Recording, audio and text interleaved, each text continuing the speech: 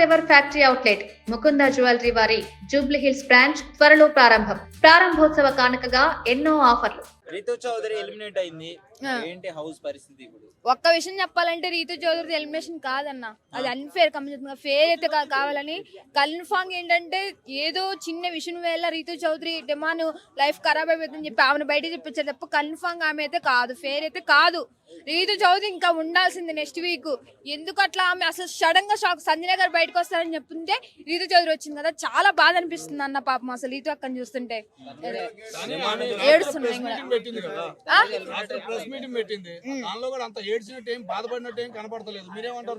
ఏడిస్తే ఏడుతుంది అంటారు, బాధపడట్లేదు అంటే బాధపడుతున్నారు. అన్ని మేము అట్లా మాట్లాడతారు అన్న, లోపల ఏడుస్తుంది అన్న.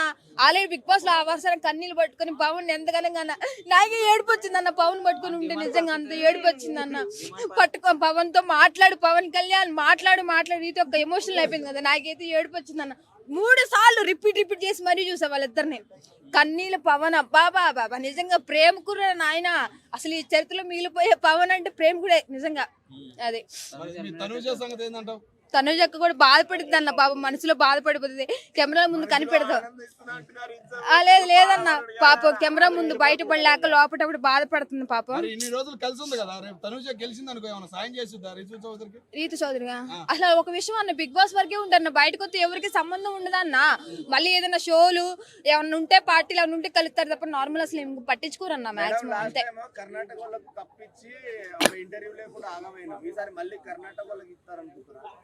కర్ణాటకనా తమిళనాడా గుజరాత్ అని ఏమి లేదన్నా. నువ్వు వాడావా, నువ్వు గెలిసావా, జనాల మనసులో ఉన్నావా, అది పాయింట్ ఆఫ్. ఏ దేశం అయితే ఏదైతే మనకి ఉందన్నా, ఎవడు పెట్టేవాడు కాదు, సచ్చేవాడు కాదు.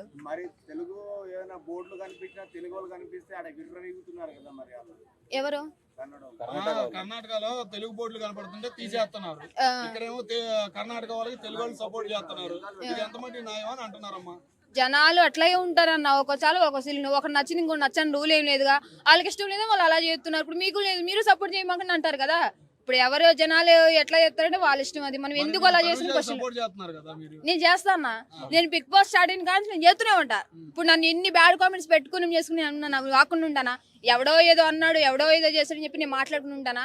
నేను బర్రబరి మాట్లాడతా, తనుజ విన్నర్ అంతే. ఇంకా పైసలా 1,00,000 రూపాయలు ఇచ్చింది, ఏం చేసుకోవాలి అర్థం కావట్లా. తనుజ బ్యానర్ కోసం వెయిటింగ్ అన్న, ఆమె బ్యానర్ కోసం డముక్కులకి డీజేలకి అన్నిటికి ఏర్పాటు చేస్తున్నా నేనే.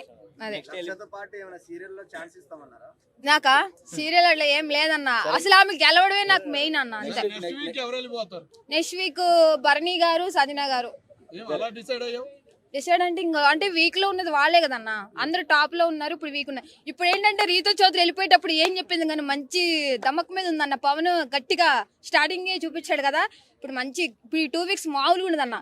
ఇంకా పవన్ కళ్యాణ్ ఆడుతుంటే ఉంటదన్న. ఇంకా మా తనుజకి ఇట్లే చూస్తుంటది, ఆమె మనసులో ఏ ఫీలింగ్ ఉంటుందో తెలియదు కానీ ఇట్లా చూస్తుంటది. ఇంకా అంతే. తనుజా వెళ్ళిపోదన్నా, ఎన్నిసార్లు చెప్పినా మళ్ళీ వెళ్ళిపోద్దని చెప్తున్నారు. మా తనుజకు మాత్రం వెళ్ళిపోదు. ఇప్పుడు అసలు రీతు చౌదరి బయటకు వచ్చి అనుకున్నారు, ఎవరు షాక్ అవ్వాలి. షాకింగ్ ఉంది చాలా.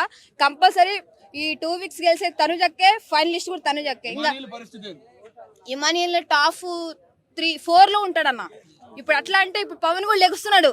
ఎట్లయితే తనుజ వల్ల పవన్ కళ్యాణ్ లేసాడో రీతు వల్ల పవన్ అట్లా లెగుస్తున్నాడు. ఇప్పుడు లెగుస్తాడు ఇంకా 2 వీక్స్ నుండి. ఇంకా లేపుతారు. ఇంకా ఎవరు పవన్ అంటారు.